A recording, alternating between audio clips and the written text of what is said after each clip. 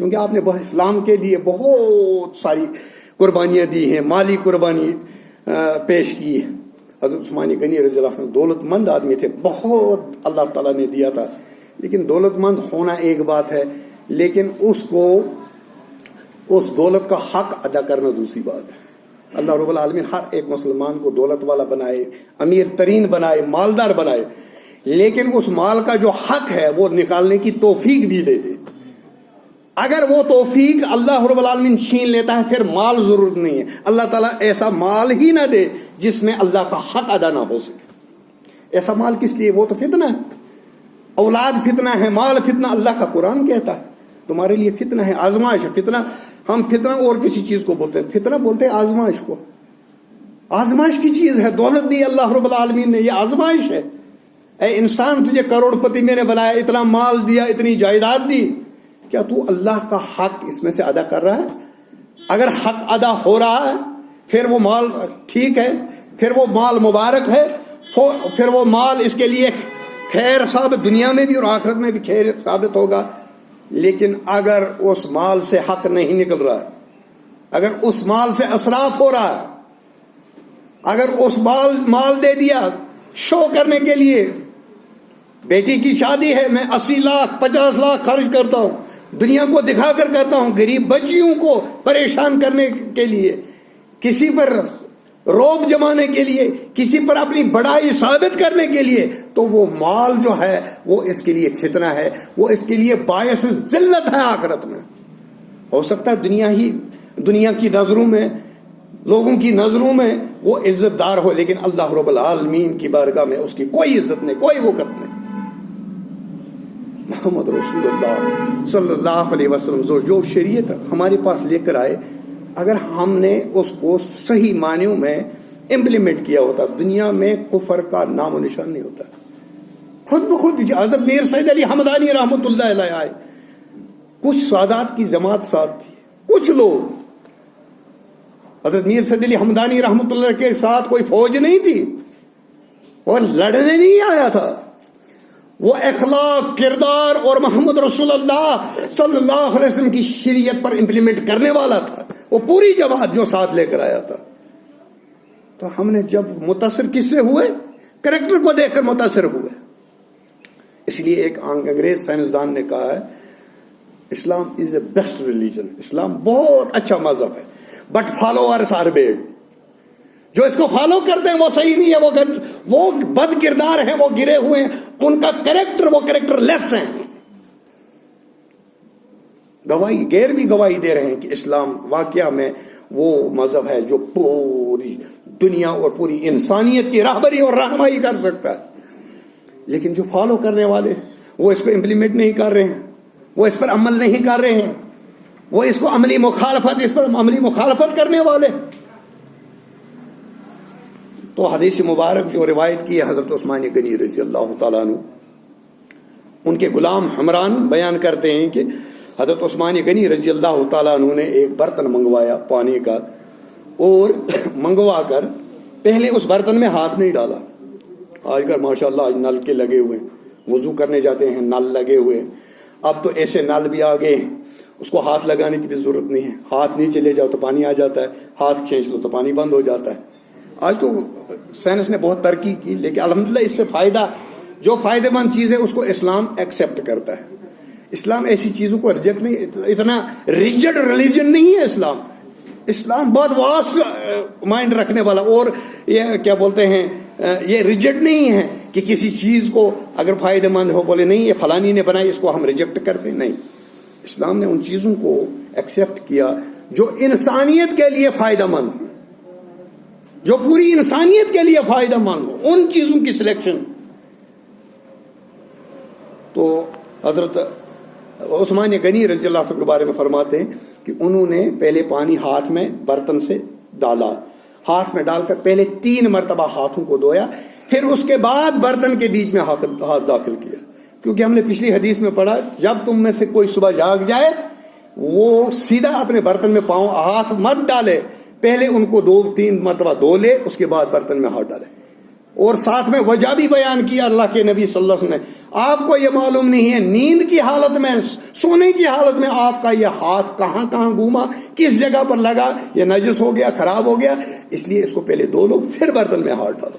تو اس حدیث میں حضرت عثمان غنی رضی اللہ تعالیٰ عنہ کی وضو جس طرح وہ کرتے تھے وضو کرتے تھے، اس وضو کا طریقہ جو اس حدیث میں حمران جو ان کا غلام تھا اس نے کوٹ کیا، پورا بیان کیا ہے کہ اس طرح حضرت عثمان غنی رضی اللہ تعالیٰ عنہ وضو کرتے تھے. تو حضرت عثمان غنی رضی اللہ تعالیٰ عنہ نے کن سے وضو سیکھا تھا؟ حضرت محمد رسول اللہ صلی اللہ علیہ وسلم. اور اس کے بعد برتن میں پانی ہاتھ ڈالا، ہاتھ دھونے کے بعد پھر برتن میں ہاتھ ڈالا، چلو پانی لیا، ناک میں چڑھایا، کرلی کی 3 مرتبہ بیان کرتے ہیں حمران. اور اس کے بعد پھر ہاتھ ڈالا، پھر دو اس حدیث میں 2 مرتبہ ہاتھ دھونے کا ذکر ہے. اور ہاتھ کہاں تک دھویا جاتا ہے؟ برابر کوہنیوں تک. عربی میں ہاتھ یہاں سے یہاں تک ہوتا ہے، اتنا ہی نہیں ہے، کلائی سے آگے اتنا ہی ہاتھ نہیں، عربی میں یہاں تک، یہ پورے یاد اس کو بولتے ہیں کہ یہاں تک 2 مرتبہ دھویا. اس کے بعد بیان کرتے ہیں اور سر کا مسح کیا، اپنے سر کا، پورے سر کا، یہ نہیں ہے کچھ بالوں کو کیا، نہیں، پورے سر کا مسح کیا حضرت عثمان غنی رضی اللہ عنہ. پھر اپنے دونوں پاؤں کو 3 مرتبہ دھویا، پھر اپنے دونوں پاؤں کو 3 مرتبہ دھویا. یہاں پر بھی رد ہو جاتا ہے ان لوگوں کا جو بولتے ہیں پاؤں پر مسح کر لو. مسح نہیں ہے، دھونا ہے. قرآن اگر ایک آدمی اپنے دماغ سے اس پر مطلب نکالے گا نا، قرآن مجید کی جو آیت ہے وَأَمْسُوا عَلَىٰ رَأْسِكُمْ وَأَرْجُلِكُمْ، اپنے سر کا مسح کرو اور اپنے پاؤں، یہاں پر عطف اس کو وہ موڑ دیتے ہیں، اس کا معنی غلط کر دیتے ہیں. ہاں اگر آپ کو سمجھ نہیں آتا تھا نبی کریم صلی اللہ علیہ وسلم کی حدیث، اس سے مدد لے لو. نبی کریم صلی اللہ علیہ وسلم نے پوری عمر، صحابہ نے پوری عمر، پوری امت کا تواتر ہے، پیر دھوئے جائیں گے 3 مرتبہ، دونوں پیروں کو دھویا جائے گا، نہ کہ مسح کیا جائے. ہاں اگر صبح وضو کر کے موزے لگائے ہیں، جراب لگائے ہیں، مسی لگائی ہے، تو آپ جو مقیم ہے 5 نمازوں کو وہ اس پر مسح کر سکتا ہے. اور جو مسافر ہے اس کے لیے حکم کیا ہے؟ وہ 3 دن 72 گھنٹے تک وہ اس پر مسح کر سکتا ہے. 3 دن 24 گھنٹے، دن اور رات. عربی میں صرف دن اور رات کو دن کہا جاتا ہے. 24 گھنٹے کا دن، اس میں آپ ایک مقیم جو ہے، جو گھر میں رہنے والا ہے، جو سفر میں نہیں ہے، اس کے لیے 24 گھنٹے تک جتنی بھی نمازیں وہ پڑھ سکتا ہے. اس پر وضو اگر بنائے گا پاؤں پر مسح کر سکتا ہے، موزے پر مسح کر سکتا ہے، لیکن ڈائریکٹ پاؤں دھونا ہے، مسح نہیں کرنا. اگر موزہ اتار دیا پاؤں دھونا ہے، اس پر وہ مسح نہیں ہوگا. تو حضرت عثمان غنی رضی اللہ تعالیٰ کے وضو کے بارے میں فرماتے ہیں کہ سر کا مسح کیا، دونوں پاؤں کو 3 مرتبہ دھویا. پھر فرمایا، حضرت عثمان غنی رضی اللہ تعالیٰ عنہ بیان کرتے ہیں ان کے غلام، پھر فرمایا نبی کریم صلی اللہ علیہ وسلم اسی طرح سے وضو کرتے تھے جس طرح سے میں نے وضو کیا. کون بیان کرتے ہیں؟ حمران بیان کرتے ہیں. کس سے روایت کر رہے ہیں؟ حضرت عثمان غنی رضی اللہ تعالیٰ. عثمان غنی رضی اللہ تعالیٰ وضو کا طریقہ کس سے حاصل کیا؟ حضرت محمد رسول اللہ صلی اللہ علیہ وسلم سے حاصل کیا. اب اس ایک حدیث میں سے 10 مسائل نکلتے ہیں، فقہی مسائل. ایک حدیث میں سے 10 مسائل ہمیں اخذ ہوتے ہیں.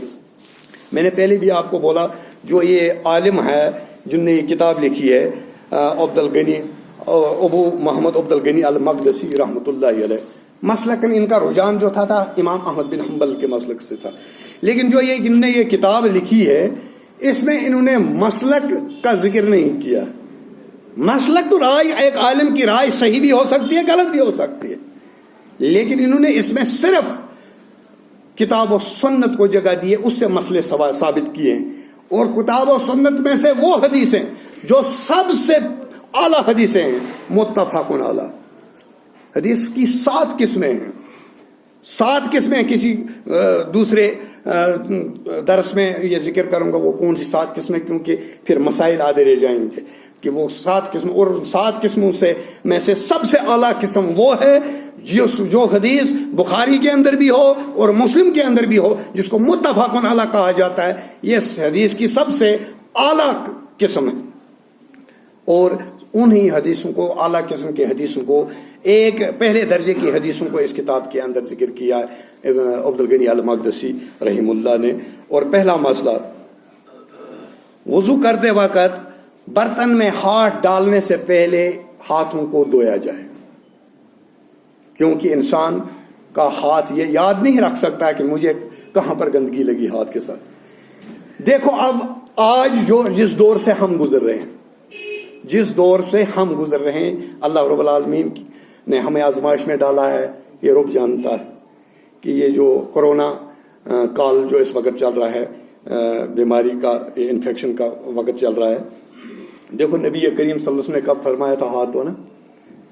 1400 سال پہلے. 1400 سال پہلے. سائنس ابھی نہیں پہنچی ہے ان جگہوں پر جو چیزیں نبی کائنات صلی اللہ علیہ وسلم نے بتائی ہیں آج سے 1400 سال پہلے. 1400 سال گزرنے کے بعد ان کو پتہ چلا ہاتھوں کو دھو لو, بار بار ہاتھ دھو لو. نبی کریم صلی اللہ علیہ وسلم نے کیا فرمایا؟ جب وضو کے لیے جاؤ, ہمارے کیا بولتے ہیں سینیٹائز کرتے ہیں ہم ہاتھوں کو 5 وقت دن میں کرتے ہیں. صبح سینیٹائز کر دیا, دوپہر کو ظہر پڑھتے ہوئے سینیٹائز ہو گیا, عصر پڑھا سینیٹائز ہو گیا, مغرب پڑھا سینیٹائز ہو گیا, عشاء پڑھی سینیٹائز ہو گیا, رات کو سویا ہوا صبح پھر سینیٹائز کر رہا ہے. ہمارا پورا دن سینیٹائز کے ساتھ چل جاتا ہے. اور الحمدللہ انشاءاللہ اللہ کے اگر کسی کو اللہ نے لگانی ہے بیماری تو وہ اس کو کسی بھی طریقے سے لگا لیتا ہے. لیکن جو آج سائنس بتا رہی ہے وہ 1400 سال پہلے حضرت محمد رسول اللہ صلی اللہ علیہ وسلم, ہم یہ نہیں بتاتے وہ سائنٹسٹ, کیونکہ ان کو جو عطا کیا گیا اللہ کی طرف سے تھا. اللہ نے اس مخلوق کو پیدا کیا. جب سے یہ مخلوق کائنات بنی ہے اس کے خاتمے تک, اس کے بعد بھی جو اس دنیا میں ہوگا, میرے ساتھ ہوگا, انسانوں کے ساتھ ہوگا, جنات کے ساتھ ہوگا, جتنی مخلوقات کے ساتھ جو کچھ بھی ہوگا وہ اللہ کی اس کتاب میں لکھا ہوا ہے. بیماری 2020 میں آئی ہے کشمیر میں. اللہ کے رجسٹر میں یہ پہلے نوٹ تھا کب آئے گی, یہ پہلے پتا تھا, جانتا تھا. اللہ کی مخلوق ہے, پوری کائنات کی جتنی مخلوقیں ہیں وہ تابع ہیں, اللہ کے حکم کے تابع. جانور ہیں اللہ کے تابع ہیں, وہ اپنا کام کر رہے ہیں. گائے اس کا کام رکھا ہے دودھ دینا, وہ دودھ دینا بند نہیں کر رہی ہے, گھاس کھاتی ہے دودھ دیتی. مالک کو یہ نہیں کہتی میں آج دودھ نہیں دوں گی. سیب کا درخت ہے وہ پھل دے رہا ہے, وہ یہ اللہ سے نہیں کہتا کہ میں پھل نہیں دوں گا. وہ بھی اللہ کی مخلوق ہے, ان کو اختیار نہیں ہے, ہمیں اختیار ہے. ہمیں دماغ دیا, دل دیا, سوجھ و بوجھ دی, عقل دی, لیکن اتنا کچھ ہونے کے باوجود اسفل السافلین, اور ہم گر رہے ہیں دن بدن, ضلالت کے کھڈوں میں گر رہے ہیں. اس امت کا بہت اونچا مقام ہے. اس امت کے راہبر کو ایک عیسائی نے جب کتاب لکھی پہلے نمبر پر لایا, مائیکل ہارٹ نے. اس کو بھی یہ معلوم ہے ایسا انسان پیدا نہ ہوا ہے نہ ہوگا. پرسوں میں دیکھ رہا تھا فیس بک پر, وہ مرزا قادیانی کا جو اس وقت خلیفہ ہے, وہ ایک آیت پڑھ رہا تھا, رب کعبہ کی قسم اس نے 50 بار اس آیت کو دہرایا, نہیں پڑھ سکا. جب اللہ کے ساتھ بغاوت کرو گے یہی ہوگا. اللہ کے ساتھ بغاوت, اس قرآن کو پڑھنے سے آدھے لوگ گمراہ ہو جائیں گے اور آدھے لوگوں کو ہدایت مل جاتی ہے. لیکن کہیں پر یہ نہیں لکھا گیا کہ نبی کی حدیث پڑھنے سے آدمی گمراہ ہو جائے گا, کیونکہ قرآن کو جب اپنا معنی نکالا گیا, جب قرآن کو اپنا مطلب نکالا گیا, اسی لیے سلف و صالحین کی طرف رجوع کرنا, سلف و صالحین کا طریقہ اختیار کرنا ہمارے لیے ذریعہ نجات ہے. کیونکہ حدیث جب صحابہ نے سنی انہوں نے اس پر عمل کیا. اگر انہوں نے سمجھی نہیں ہوتی کس سے پوچھ لیتے؟ محمد رسول اللہ صلی اللہ علیہ وسلم سے پوچھ لیتے, یا رسول اللہ صلی اللہ علیہ وسلم ہمیں سمجھ نہیں آئی, یہاں پر ہمیں سمجھائیے. جس طرح سے وہ روزوں کے باب میں نے آپ کو پہلے بھی بولا ہے ایک بار کہ نبی کریم صلی اللہ علیہ وسلم نے فرمایا تب تک سحری کھاتے رہو جب کالا اور سفید داغا ظاہر واضح نہ ہو جائے. قرآن کی آیت ہے یہ. تو جب یہ نازل ہوئی تو صحابی اس نے کیا کیا, 2 رسیاں ایک سفید اور کالی اپنے سرانے کے نیچے رکھ دی. وہ دیکھتا رہا ان کو, سحری کھاتا رہا. جب وہ واضح ہو گئے یہ کالی ہے یہ سفید ہے تو اس نے سحری کھانی چھوڑ دی. لیکن چپ نہیں بیٹھا, نبی کریم صلی اللہ علیہ وسلم سے ذکر کیا, یا رسول اللہ صلی اللہ علیہ وسلم کل آیت نازل ہوئی تھی جب تک سفید اور کالا دھاگا واضح نہ ہو جائے تب تک سحری کھاتے رہو. میں نے آج رات کو وہ 2 دھاگے, ایک رسی سفید ایک کالی, یہ اپنے سرانے رکھی ہوئی تھی, جب وہ واضح ہوگی تب تک سحری کھاتا رہا. نبی کریم صلی اللہ علیہ وسلم نے تبسم فرمایا, تیرا تکیہ بہت بڑا ہے کہ دنیا کا یہ پورا شکب آپ کے تکیے کے نیچے پہنچ گیا. ارے میرے صحابی, یہاں پر یہ مراد نہیں ہے سفید اور کالا ہو گیا. جب آسمان کے کناروں پر وہ کالا جو کالی دھاری ختم ہو جائے گی, اس پر سفید دھاری جب غالب آ جائے گی, سحری کھانے کا وقت ختم ہو گیا. ہم حدیث پڑھیں گے آج 2020 میں, بخاری کی ہو مسلم کی ہو کسی بھی کتاب کی حدیث ہو, لیکن مانا وہی لیا جائے گا جو محمد رسول اللہ صلی اللہ علیہ وسلم کے زمانے میں صحابہ نے لیا, تب جا کر ہم کامیابی کو چھو سکتے ہیں. اگر ہم نے اپنی عقل لڑا دی, ہر ایک اپنا مطلب نکال کر گمراہ ہو جائے گے, فرقوں کے اندر تقسیم ہوتی جائے گی, قیامت تک صرف فرقے ہی بنتے جائیں گے, جس کے بارے میں نبی کریم صلی اللہ علیہ وسلم نے فرمایا میری امت کے 73 فرقے ہوں گے. 71 ہوئے تھے یہود کے, نصارہ کے 72, اس امت کے 73, کلہم فی النار, سارے جہنم میں جائیں گے الا واحدہ, ایک ہے جو جنت میں جائے گا. تو صحابہ نے پوچھا یا رسول اللہ وہ فرقہ کون سا ہے؟ نبی نے نام نہیں بتایا صلی اللہ علیہ وسلم نے, طریقہ منہج بتا دیا, منہج بتا دیا, ان کا طریقہ بتا دیا, وہ کیسے ہوں گے, صفت بتا دی, نام نہیں بتایا. کیا بتایا؟ وما انا علیہ اليوم, جس پر میں ہوں, وصحابی بھی, اور میرے صحابہ جس پر ہیں. صحابہ پر آپ قلم اٹھاؤ گے, صحابہ کی آپ تنقید کرو گے, پھر کون سا اسلام باقی رہے گا؟ کوئی اسلام باقی نہیں رہے گا. اسلام تب باقی ہے جب صحابہ کی عظمت باقی ہے. ہمارے تک اسلام کس نے پہنچایا؟ صحابہ نے. صحابہ نے ذمہ تھا, انہوں نے حوالے کیا, منتقل کیا تابعین کو, تابعین نے منتقل کیا تبع تابعین کو, تبع تابعین سے منتقل ہوا محدثین فقہا, یہ ہم تک پہنچا ہے. اگر صحابہ کا باب نکال دو گے اسلام سلامت نہیں رہے گا.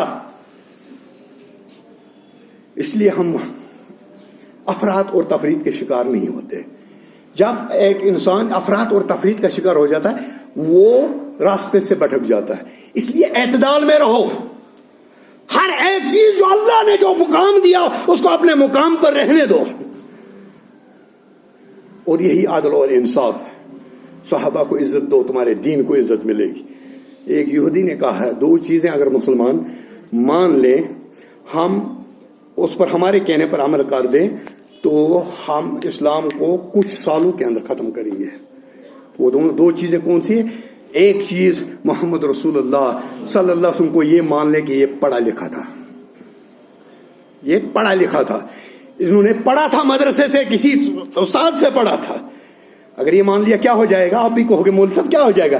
کیا ہو جائے گا؟ قرآن پر اعتراض ہوگا کہ یہ محمد صلی اللہ علیہ وسلم نے خود لکھی ہوئی ہے. پڑھا لکھا آدمی کتاب لکھ سکتا ہے.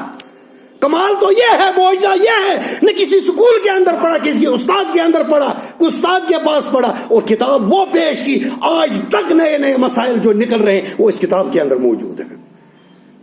یہ پہلا مسئلہ, اگر مسلمان ہمارے ہاں میں ہاں ملا دیں. دوسرا مسئلہ صحابہ پر تنقید, صحابہ پر شک کر دیں. صحابہ پر شک ہو گیا, دین مشکوک ہو گیا, مغل گیا, ختم کھاؤ, اسلام ختم ہو گیا. کہاں سے لاؤ؟ کون سا اسلام؟ جس کو جو مرضی آئے گا وہ بولے گا, جو عمل کرے گا بولے گا اسلام میں مسلمان. نام رکھ لیا, جو بھی کام کرے گا وہ مسلمان. سود کھا کر بھی مسلمان, چوریاں کر کے بھی مسلمان, بدکاریاں کر کے بھی مسلمان, لوگوں کا حق غصب کر کے بھی پھر بھی مسلمان. اللہ رب العالمین ہمیں حق پر عمل کرنے کی توفیق عطا فرمائے. اللہ رب العالمین ہمیں کتاب و سنت کو سمجھنے کی توفیق عطا فرمائے. وآخر دعوانا الحمدللہ رب العالمین والسلام علیکم.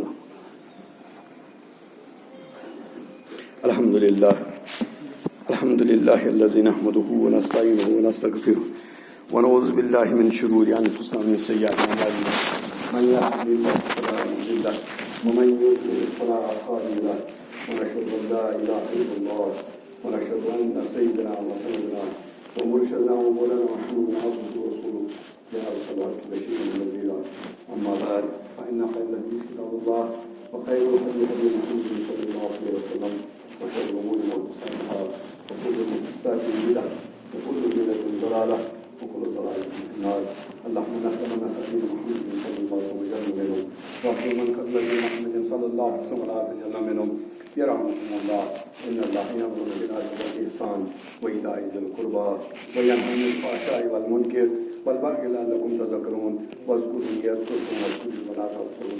اے رب العالمین تو ہسپتالوں کے اندر بیمار شفائی کامل کرو خدا گھر میں بیمار شفائی کامل کرو خدا رب العالمین مجلس میں کام بیمار شفائی کامل کرو خدا رب العالمین سوال دعا کرو مسکین اور جے ہزار تک پور رب العالمین اس کا پانی روز طرف آکر اس کا پانی حفاظت مسلمان کا حفاظت سائن بچن کا حفاظت سائن بچن کا حفاظت سائن مسورات کا حفاظت سائن بزرگن کا حفاظت سائن علماء کا حفاظت سائن لیڈرن کا حفاظت سائن دکاندارن امن کر برکت رب العالمین مالدارن کر برکت تمن توفیق زکات ادا کرنے رب العالمین اتفاق و اتحاد رب العالمین اتفاق و اتحاد رب العالمین ہم بے ہدایت تمن کر ہدایت بے ہدایت تمن کر ہدایت رب العالمین اشاء اسلام بعد اشاء کتاب و سنت بعد واخر دعوانا الحمدللہ رب العالمین والسلام علیکم.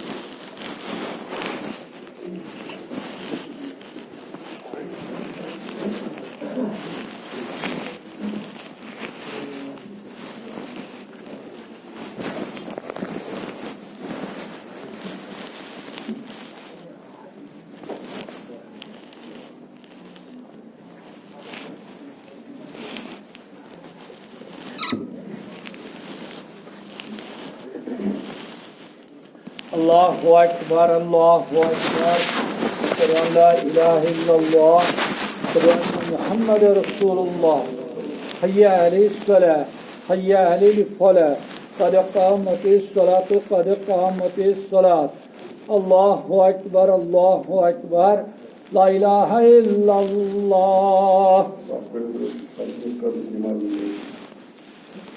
اللہ اکبر.